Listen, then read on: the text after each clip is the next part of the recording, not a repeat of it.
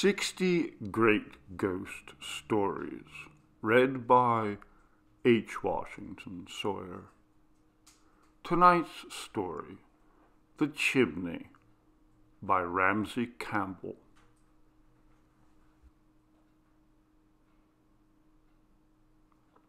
Maybe it was only fear, but not the last thing, not that. To blame my fear for that would be worst of all. I was 12 years old and beginning to conquer my fears. I even went upstairs to do my homework and managed to ignore the chimney. I had to be brave because of my parents, because of my mother. She had always been afraid for me. The very first day I had gone to school, I'd seen her watching. Her expression had reminded me of the face of a girl I'd glimpsed on television, watching men lock her husband behind bars. I was frightened all that first day, and when children had hysterics or began to bully me, or the teacher lost her temper, these things only confirmed my fears, and my mother's, when I told her what had happened each day. Now I was at grammar school. I had been there for much of a year. I'd felt awkward in my new uniform and old shoes. The building seemed enormous, crowded with too many strange children and teachers. I'd felt I was an outsider. Friendly approaches made me nervous and sullen. When people laughed, I didn't know why. I was sure that they were laughing at me. After a while, the other boys treated me as I seemed to want to be treated. The lads from the poorer districts mocked my suburban accent. The suburban boys sneered at my shoes. Often, I'd sat praying that the teacher wouldn't ask me a question. I couldn't answer, sat paralyzed by my dread of having to stand up in the waiting, watchful silence. If a teacher shouted at someone, my heart jumped painfully. Once I felt the strain of my shock creeping insidiously down my thigh. Yet I did well in the end-of-term examinations because I was terrified of failing. For nights afterwards, they were another reason why I couldn't sleep. My mother read the signs of all this on my face. More and more, once I'd told her what was wrong, I had to persuade her there was nothing worse that I'd kept back. Some mornings, as I lay in bed, trying to hold back 7:30, I'd be sick. I would grope miserably downstairs, white-faced, and my mother would keep me home. Once or twice, when my fear wasn't quite enough, I made myself sick. "Look at him. You can't expect him to go like that." But my father would only shake his head and grunt, dismissing us both. I knew my father found me embarrassing. This year he'd had less time for me than usual. His shop, the anything shop, nearby in the suburbanized village, was failing to compete with the new supermarket. But before that trouble, I'd often seen him staring up at my mother and me, both of us taller than him. His eyes said, yet both scared of our own shadows. At those times, I glimpsed his despair. So my parents weren't reassuring, yet at night I tried to stay with them as long as I could, for my worst fears were upstairs, in my room. It was a large room, 2 rooms knocked into one by the previous owner. It overlooked the small back gardens. The smaller of the fireplaces had been bricked up. In winter, the larger held a fire, which my mother always feared would set fire to the room, but she let it alone, for I'd screamed when I thought that she was going to take that light away, even though the firelight only added to the terrors of the room. The shadows moved things. The mesh of the fire guard fluttered enlarged on the wall. Sometimes, at the edge of sleep, it became a swaying web, and its spinner came sidling down from the corner of the ceiling. Everything was unstable. Walls shifted. My clothes crawled on the back of the chair. Once, when I left my jacket slumped over the chair, the collar's dark upturned lack of face began to nod forward stealthily, and the holes at the ends of the sleeves worked like mouths. And I didn't dare get up to hang the jacket properly. The room grew in the dark, sounds outside, footsteps and laughter, dogs encouraging each other to bark, only emphasized the size of my trap of darkness, how distant everything else was. And there was a dimmer room, in the mirror of the wardrobe beyond the foot of my bed. There was a bed in that room, and beside it a dim nightlight in a plastic lantern. Once, I wakened to see a face staring dimly at me from the mirror. A figure had sat up when I had, and I'd almost cried out. Often I'd stared at the dim staring face until I'd had to hide beneath the sheets. Of course, this couldn't go on for the rest of my life. On my 12th birthday, I set about the conquest of my room. I was happy amid my parents. I had a jigsaw, a box of colored pencils, a book of space stories. They had come from my father's shop, but they were mine now. Because I was relaxed, no doubt because she wished that I could always be so, my mother said, "Will you be happier if you went to another school?" It was Saturday. I wanted to forget Monday. Besides, I imagined all schools were as frightening. "Nah, I'm all right," I said. "Are you happy in the school now?" she said incredulously. "Yes, I'm all right." "Are you sure?" "Yes, really, it's all right. I mean, I'm happy now." The snap of the letter slot saved me from further lying. 3 birthday cards, 2 from neighbors who talked to me when I served them in the shop, an old lady who always carried a poodle, our next-door neighbor, Dr. Flynn, and a card from my parents. I'd seen all 3 cards in the shop, which spoilt them somehow.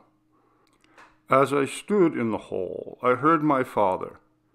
"You gotta control yourself," he was saying.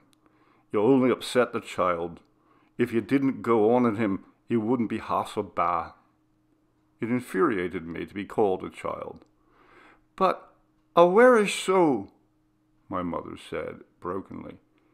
"He can't look after himself." "You don't let him try.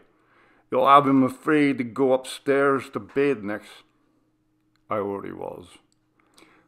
Was that my mother's fault? I remembered her putting a nightlight by my bed when I was very young, checking the flex and bulb each night. I'd taken to lying awake, dreading that one or the other would fail. Standing in the hall, I saw dimly that my mother and I encouraged each other's fears. One of us had to stop. I had to stop. Even when I was frightened, I mustn't let her see. It wouldn't be the first time I'd hidden my feelings from her. In the living room, I said, "I'm going upstairs to play." Sometimes in the summer I didn't mind playing there, but this was March and a dark day. Still, I could switch the light on, and my room contained the only table I could have to myself and my jigsaw. I spilled the jigsaw onto the table. The chair sat with its back to the dark yawn of the fireplace. I moved it hastily to the foot of the bed, facing the door.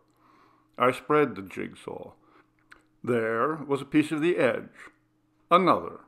By lunchtime, I'd assembled the edge. "You look pleased with yourself," my father said.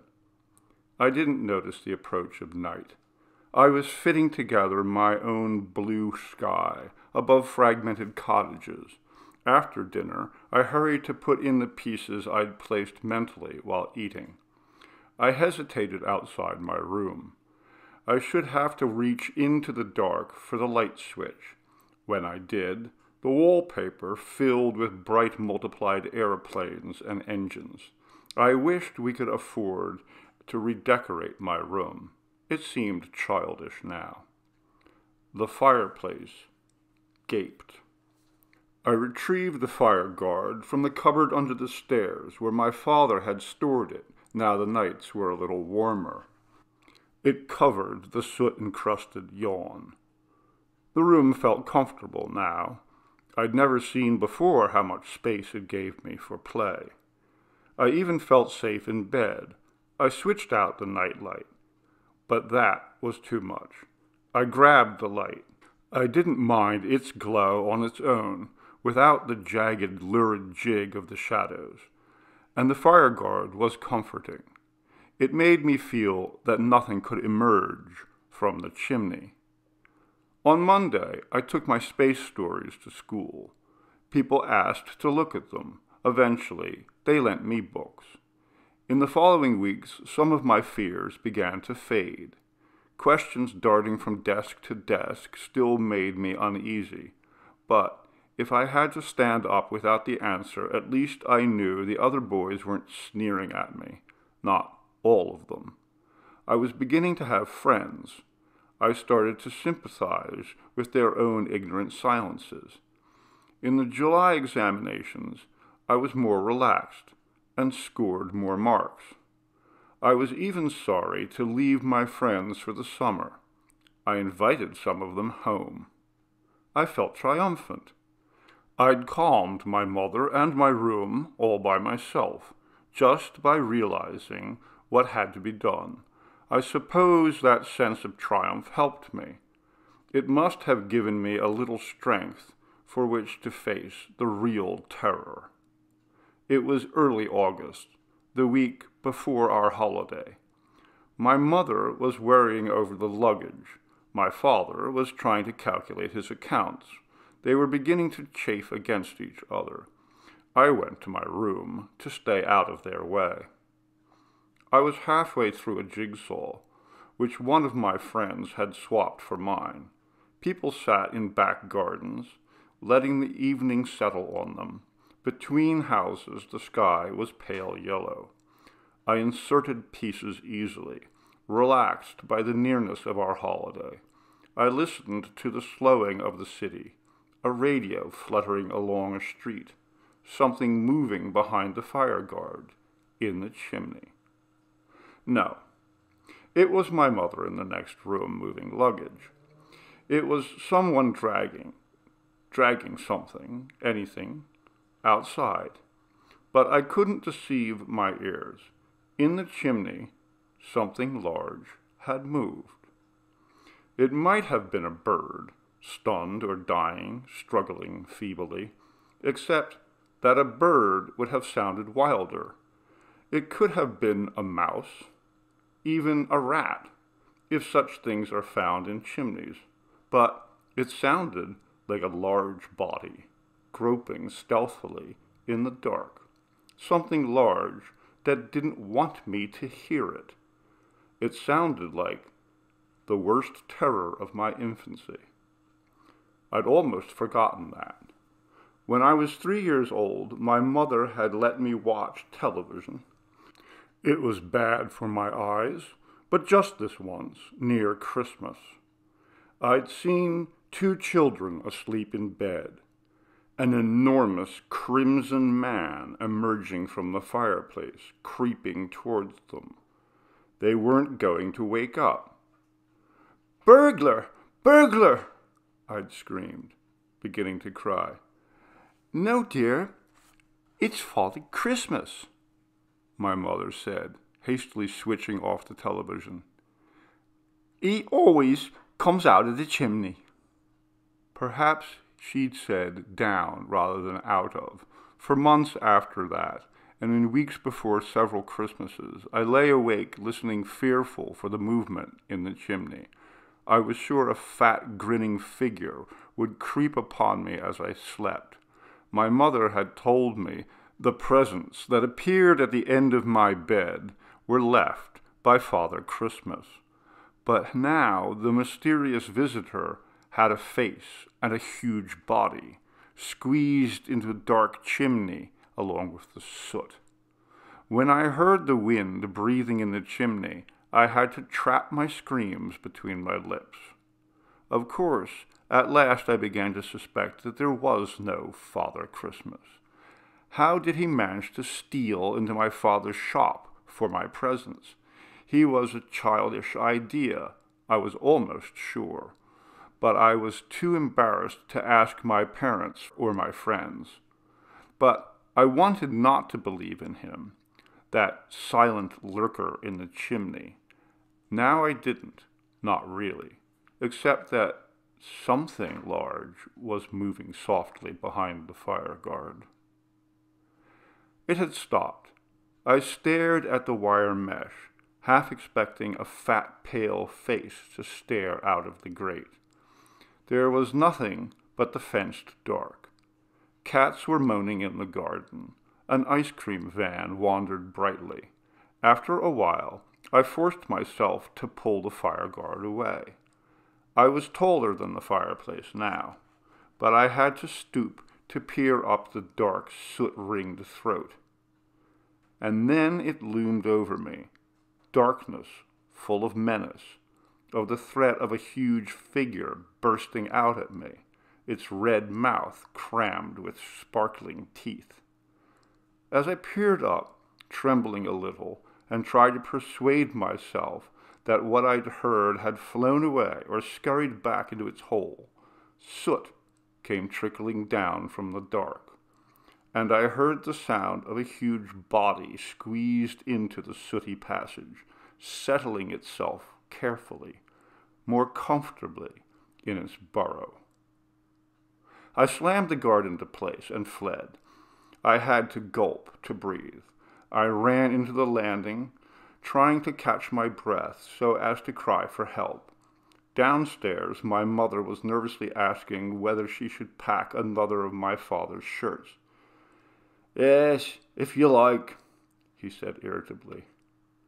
No, I mustn't cry out. I'd vowed not to upset her. But how could I go back into my room? Suddenly, I had a thought that seemed to help. At school, we'd learned how sweeps had used to send small boys up chimneys. There had hardly been room for boys to climb. How could a large man fit in there? He couldn't. Gradually, I managed to persuade myself. At last, I opened the door to my room. The chimney was silent. There was no wind. I tried not to think that he was holding himself still, waiting to squeeze out stealthily, waiting for dark. Later, lying in the steady glow of my plastic lantern, I tried to hold on to the silence, tried to believe there was nothing near me to shatter it. There was nothing except, eventually, sleep. Perhaps, if I'd cried out on the landing, I would have been saved from my fear, but I was happy with my rationality.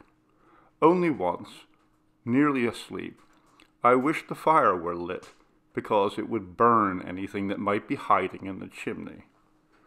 That had never occurred to me before, but it didn't matter, for the next day we went on holiday. My parents liked to sleep in the sunlight, beneath newspaper masks. In the evenings, they liked to stroll along the wide, sandy streets. I didn't, and I befriended Nigel, the son of another family who were staying in the boarding house. My mother encouraged the friendship. Such a nice boy, 2 years older than me. He'd look after me. He had money, and the hope of a mustache shadowing his pimply upper lip. One evening, he took me to the fairground, where we met 2 girls. He and the older girl went to buy ice cream, while her young friend and I stared at each other timidly. I couldn't believe the young girl didn't like jigsaws. Later, while I was contradicting her, Nigel and his companion disappeared behind the ghost train. But Nigel reappeared almost at once, red-faced, his left cheek redder. "Where's Rose?" I asked, bewildered.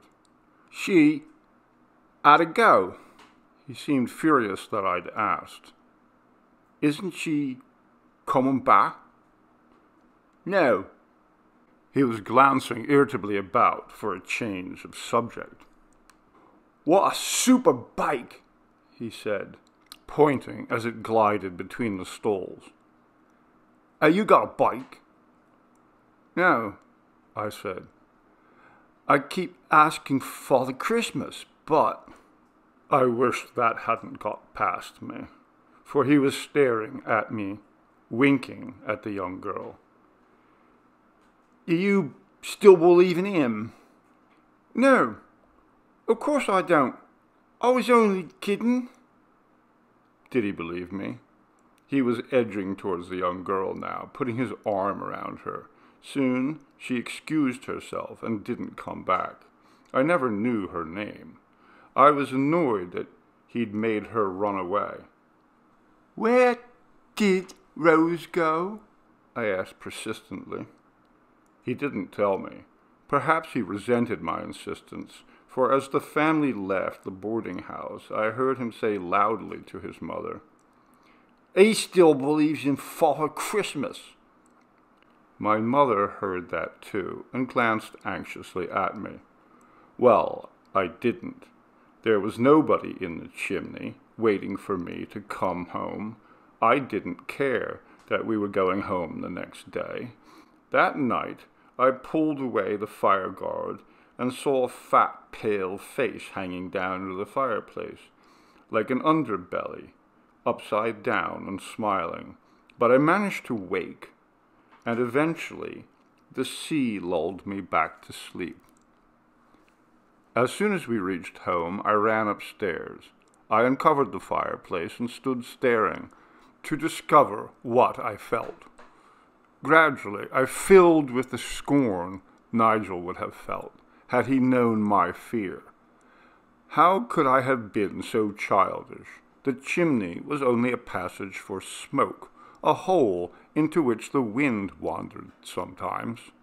That night, exhausted by the journey home, I slept at once. The nights darkened into October. The darkness behind the mesh grew thicker. I used to feel, as summer waned, that the chimney was insinuating its darkness into my room. Now the sight only reminded me that I'd have a fire soon. The fire would be comforting. It was October when my father's Christmas cards arrived, on a Saturday. I was working in the shop. It annoyed him to have to anticipate Christmas so much, to compete with the supermarket. I hardly noticed the cards. My head felt muffled, my body cold. Perhaps it was the weather's sudden hint of winter. My mother came into the shop that afternoon. I watched her pretend not to have seen the cards. When I looked away, she began to pick them up timidly, as if they were unfaithful letters, glancing anxiously at me. I didn't know what was in her mind. My head was throbbing. I wasn't going home sick. I earned pocket money in the shop. Besides, I didn't want my father to think I was still weak. Nor did I want my mother to worry. That night I lay slumped in a chair, pretending to read. Words trickled down the page. I felt like dirty clothes someone had thrown on the chair. My father was at the shop taking stock. My mother sat gazing at me. I pretended harder. The words waltzed slowly. At last she said, "Are you listening?" I was now, though I didn't look up. "Yes," I said hoarsely, unplugging my throat with a roar. "Do you remember when you were a baby, there was a film you saw of Father Christmas coming out of the chimney?" Her voice sounded bravely careless, falsely light, as if she were determined to make some awful revelation. I couldn't look up. "Yes," I said. Her silence made me glance up. She looked as she had upon my first day at school, full of loss, of despair. Perhaps she was realizing I had to grow up, but To my throbbing head, her look suggested only terror, as if she were about to deliver me up as a sacrifice. "I couldn't tell you the truth then," she said. "You were too young." The truth was terror. Her expression promised that. "Father Christmas in really like that," she said. My illness must have shown by then. She gazed at me. Her lips trembled. "I can't," she said, turning her face away. "Your father must tell you." But that left me poised on the edge of terror. I felt unnerved, rustily tense. I wanted very much to lie down. "I'm going to my room," I said. I stumbled upstairs, hardly aware of doing so. As much as anything, I was fleeing her unease. The stairs swayed a little. They felt unnaturally soft underfoot. I hurried dully into my room. I slapped the light switch and missed. I was walking uncontrollably forward into blinding dark. A figure came to meet me, soft and huge, in the dark of my room. I cried out. I managed to stagger back onto the landing, grabbing the light switch as I went. The lighted room was empty. My mother came running upstairs, almost falling. "What is it? What is it?" she cried. I mustn't say. "I'm ill. I feel sick," I said, and a minute later I was. She patted my back as I knelt by the toilet. When she'd put me to bed, she made to go next door for the doctor. "Don't leave me," I pleaded.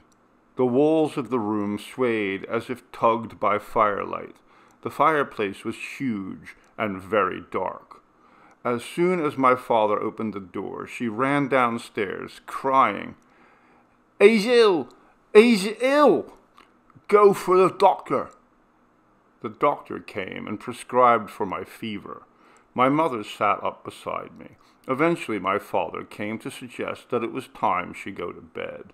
They were going to leave me alone in my room. "Make a fire," I pleaded. My mother touched my forehead. "But you're burning," she said. "No, I'm cold. I want a fire, please." So she made one. Tired as she was, I saw my father's disgust as she watched me use her worry against her to get what I wanted. His disgust with her for letting herself be used. I didn't care. My mother's halting words had overgrown my mind. What was she unable to tell me? Had it to do with the sounds I'd heard in the chimney? The room lolled around me. Nothing was sure, but the fire would make sure for me. Nothing in the chimney could survive it. I made my mother stay until the fire was blazing. Suppose a huge shape burst forth from the hearth, dripping fire. When at last I let go, I lay lapped by the firelight and meshy shadows, which seemed lulling now in my warm room. I felt feverish, but not unpleasantly. I was content to voyage on my rocking bed. The ceiling swayed past above me. While I slept, the fire went out. My fever kept me warm. I slid out of bed and, pulling away the fire guard, reached up the chimney. At the length of my arms, I touched something heavy, hanging down in the dark. It yielded. Then soft, fat fingers groped down and closed on my wrist. My mother was holding my wrist as she washed my hands. "You mustn't get out of bed," she said, when she realized I was awake. I stared stupidly at her. "You'd got out of bed. You were sleepwalking," she explained. "You had your hands right up the chimney." I saw now that she was washing caked soot from my hands. Tracks of ash led towards the bed. It had been only a dream. One moment the fat hand had been gripping my wrist. The next, it was my mother's cool, slim fingers. My mother played word games and timid chess with me while I stayed in bed that day and the next. The third night, I felt better. The fire fluttered gently. I felt comfortably warm. Tomorrow I'd get up. I should have to go back to school soon, but I didn't mind that unduly. I lay and listened to the breathing of the wind in the chimney. When I woke, the fire had gone out. The room was full of darkness. The wind still breathed, but it seemed somehow closer. It was above me. Someone was standing over me. It couldn't be either of my parents, not in the sightless darkness. I lay rigid. Most of all, I wished that I hadn't let Nigel's imagined contempt persuade me to do without a nightlight. The breathing was slow, irregular. It sounded clogged and feeble. As I tried to inch silently towards the far side of the bed, the source of the breathing stooped towards me. I felt its breath waver on my face, and the breath sprinkled me with something like dry rain. When I had lain paralyzed for what felt like blind hours, the breathing went away. It was in the chimney, dislodging soot. It might be the wind, but I knew it had come out to let me know that whatever the fire had done to it, it hadn't been killed. It had emerged to tell me it would come for me on Christmas Eve. I began to scream. I wouldn't tell my mother why. She washed my face, which was freckled with soot. "You've been sleepwalking again," she tried to reassure me, but I wouldn't let her leave me until daylight. When she'd gone, I saw the ashy tracks leading from the chimney to the bed. Perhaps I had been sleepwalking and dreaming. I searched vainly for my nightlight. I would have been ashamed to ask for a new one, and that helped me feel that I could do without. At dinner, I felt secure enough to say that I didn't know why I had screamed. "But you must remember, you sounded so frightened. You upset me." My father was folding the newspaper into a thick wad the size of a pocketbook, which he could read beside his plate. "Leave the boy alone," he said. "You imagine all sorts of things when you're feverish. I did when I was his age." It was the first time he'd admitted anything like weakness to me. If he'd managed to survive his nightmares, why should mine disturb me more? Tired out by the demands of my fever, I slept soundly that night. The chimney was silent, except for the flapping of flames. But my father didn't help me again. One November afternoon, I was standing behind the counter, hoping for customers. My father pottered, grumpily fingering packets of nylons, tins of pet food, dinky toys, baby's rattles, cards, searching for signs of theft.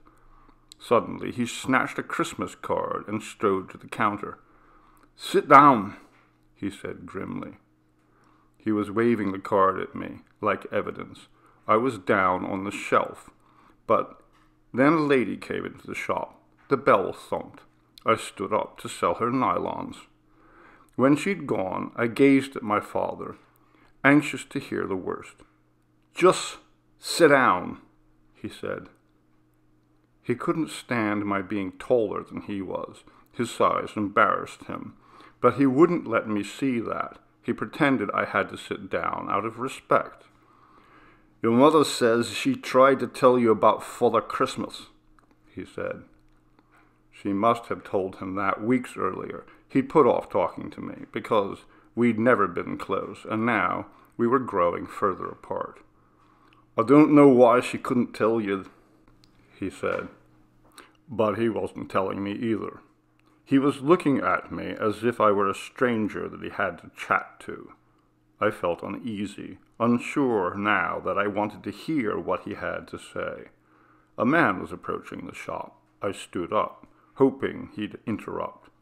He did, and I served him. Then, to delay my father's revelation, I adjusted the stack of tins. My father stared at me in disgust. "If you don't watch out, you'll be as bad as your mother." I found the idea of being like my mother strange, indefinably disturbing, but he wouldn't let me be like him. Wouldn't let me be near. All right, I'd be brave. I'd listen to what he had to say, but he said, "It's not worth me trying to tell you. You'll find out."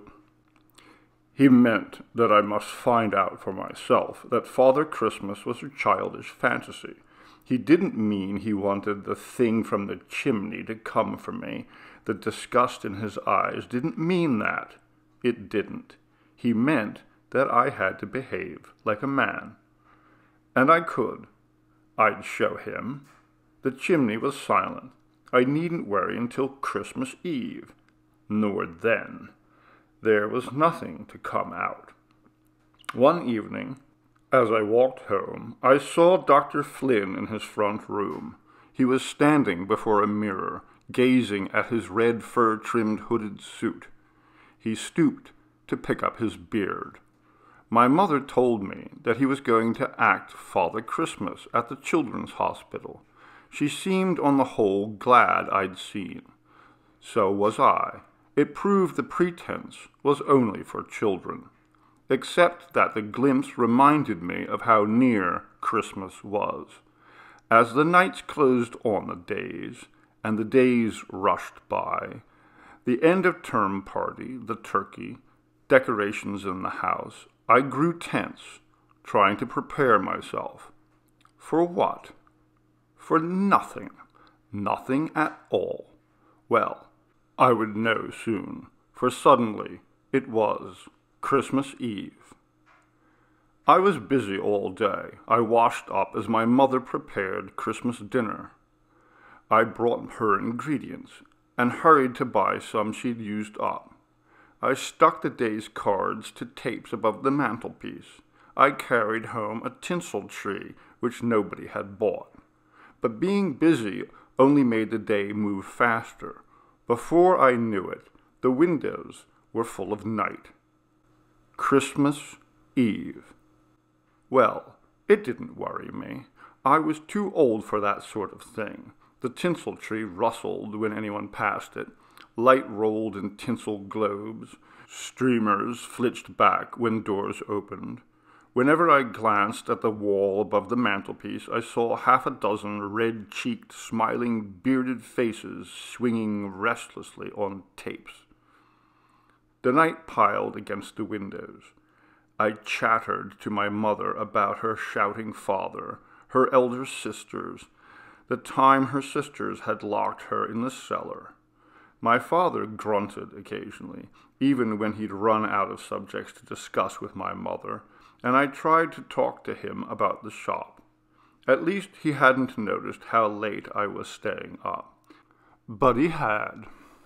"It's about time everyone was in bed," he said with a kind of suppressed fury. "Can I have some more coal?" My mother would never let me leave a coal scuttle in the bedroom. She didn't want me going near the fire. "To put on now," I said. Surely she must say yes. "It will be cold in the morning," I said. "Yes, you take some. You don't want to be cold in the morning when you're looking at your presents." I hurried upstairs with the scuttle. Over its clatter I heard my father say, "Well, you're still at that. Can't you let him grow up?" I almost emptied the scuttle into the fire, which rose roaring and crackling. My father's voice was an angry mumble, seeping through the floor. When I carried the scuttle down, my mother's eyes were red. My father looked furiously determined.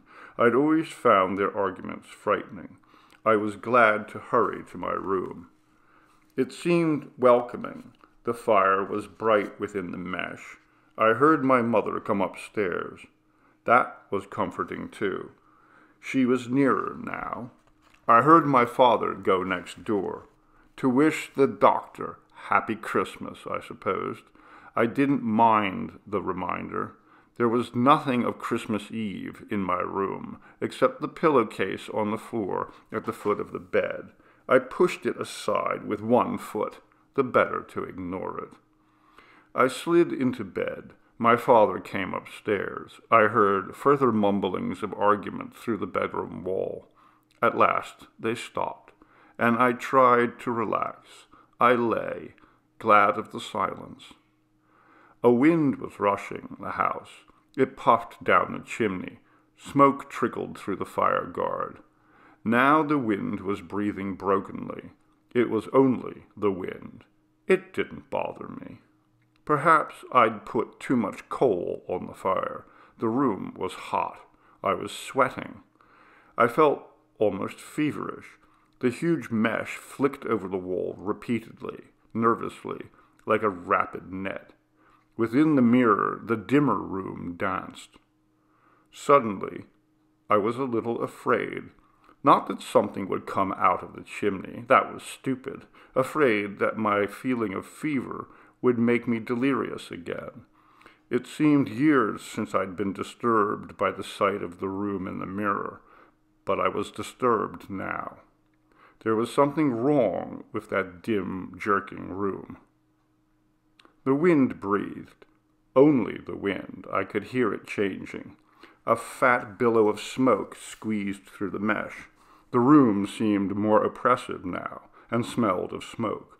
It didn't seem to smell entirely like coal smoke, but I couldn't tell what else was burning. I didn't want to get up and find out. I must lie still, otherwise I'd be writhing about trying to clutch at sleep, as I had the second night of my fever, and sometimes in summer. I must sleep before the room grew too hot. I must keep my eyes shut.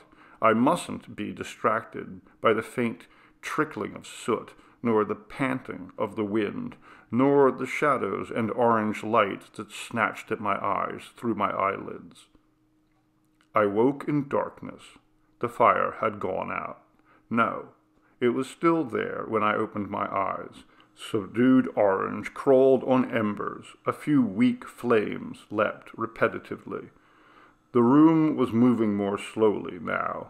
The dim room in the mirror, the face peering out at me, jerked faintly, as if almost dead. I couldn't look at that. I slid further down the bed, dragging the pillow into my nest. I was too hot, but at least beneath the sheets I felt safe. I began to relax. Then I realized what I'd seen. The light had been dim, but I was almost sure the fire guard was standing away from the hearth. I must have mistaken that in the dim light. I wasn't feverish. I couldn't have sleepwalked again. There was no need for me to look. I was comfortable, but I was beginning to admit that I had better look when I heard the slithering in the chimney. Something large was coming down. A fall of soot. I could hear the scattering pats of soot in the grate, thrown down by the harsh, halting wind. But the wind was emerging from the fireplace into the room. It was above me, panting through its obstructed throat. I lay staring up at the mask of my sheets. I trembled from holding myself immobile. My held breath filled me painfully as lumps of rock. I had only to lie there until whatever it was above me went away. It couldn't touch me. The clogged breath bent nearer. I could hear its dry rattling. Then something began to fumble at the sheets over my face. It plucked feebly at them, trying to grasp them, as if it had hardly anything to grasp with. My own hands clutched at the sheets from within, but I couldn't hold them down entirely. The sheets were being tugged from me, a fraction at a time. Soon I would be face to face with my visitor. I was lying there with my eyes squeezed tight when it let go of the sheets and went away. My throbbing lungs had forced me to take shallow breaths. Now I breathed silently, open-mouthed, though that filled my mouth with fluff. The tolling of my ears subsided, and I realized the thing had not returned to the chimney. It was still in the room. I couldn't hear its breathing. It couldn't be near me. Only that thought allowed me to look. That, and the desperate hope that I might escape, since it moved so slowly. I peeled the sheets down from my face slowly, stealthily, until my eyes were bare. My heartbeats shook me.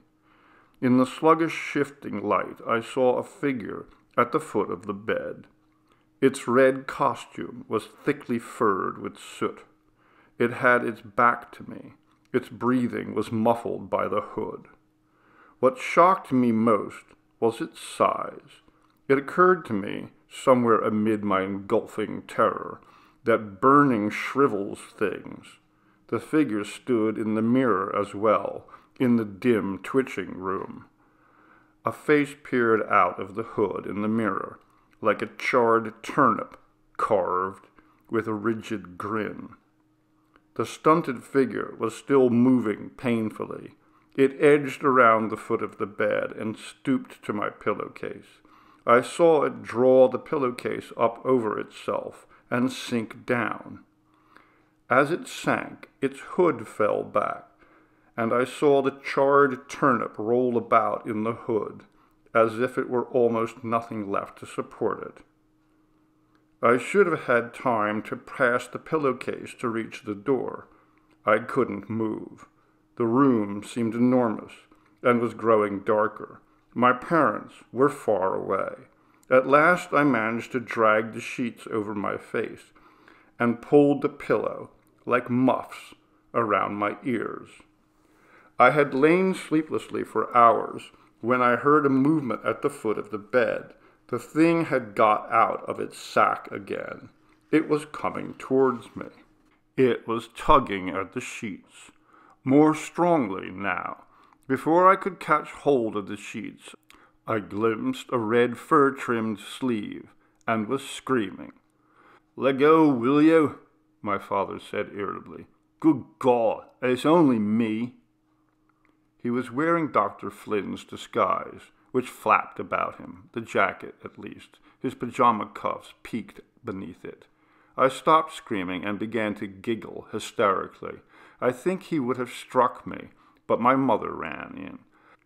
"It's all right, it's all right," she reassured me, and explained to him, "It's a shock." He was making angrily for the door when she said, "Oh, don't go yet, Albert. Stay while he opens his presents," and, lifting the bulging pillowcase from the floor, dumped it beside me. I couldn't push it away. I couldn't let her see my terror. I made myself pull out the presents into the daylight. Books, sweets, ballpoints.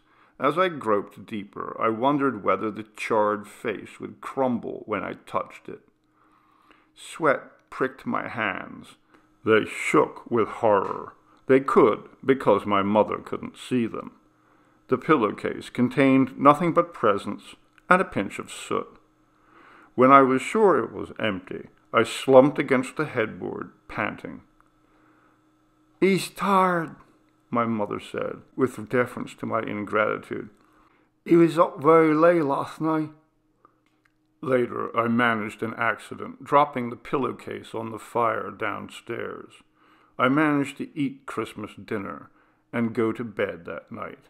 I lay awake, even though I was sure nothing would come out of the chimney now. Later, I realized why my father had come to my room in the morning dressed like that. He'd intended me to catch him, to cure me of the pretense, but it was many years before I enjoyed Christmas very much. When I left school, I went to work in libraries. 10 years later, I married. My wife and I crossed the town weekly to visit my parents. My mother chattered. My father was taciturn. I don't think he ever quite forgave me for laughing at him. One winter night, our telephone rang. I answered it, hoping it wasn't the police. My library was then suffering from robberies. All I wanted was to sit before the fire and imagine the glittering cold outside. But it was Dr. Flynn. "Your parents' house is on fire," he told me. "Your father's trapped in there. Your mother needs you." They'd had a friend to stay. My mother had lit the fire in the guest room, my old bedroom. A spark had eluded the fire guard. The carpet had caught fire. Impatient for the fire engine, my father had run back into the house to put the fire out, but had been overcome. All this I learned later. Now I drove coldly across town towards the glow in the sky. The glow was doused by the time I arrived. Smoke scrolled over the roof, but my mother had found a coal sack and was struggling still to run into the house to beat the fire. Her friend and Dr. Flynn held her back. She dropped the sack and ran to me. It's your father. It's Albert," she repeated through her weeping. The firemen withdrew their hose. The ambulance stood winking. I saw the front door open and a stretcher carried out. The path was wet and frosty. One stretcher-bearer slipped, and the contents of the stretcher spilled over the path. I saw Dr. Flynn glance at my mother. Only the fear that she might turn caused him to act. He grabbed a sack, and running to the path, scooped up what lay scattered there. I saw the charred head roll on the lip of the sack before it dropped within. I had seen that already, years ago. My mother came to live with us, but we could see that she was pining. My parents must have loved each other in their way. She died a year later. Perhaps I killed them both. I know that what emerged from the chimney was in some sense my father. But surely that was a premonition. Surely my fear could never have reached out to make him die that way.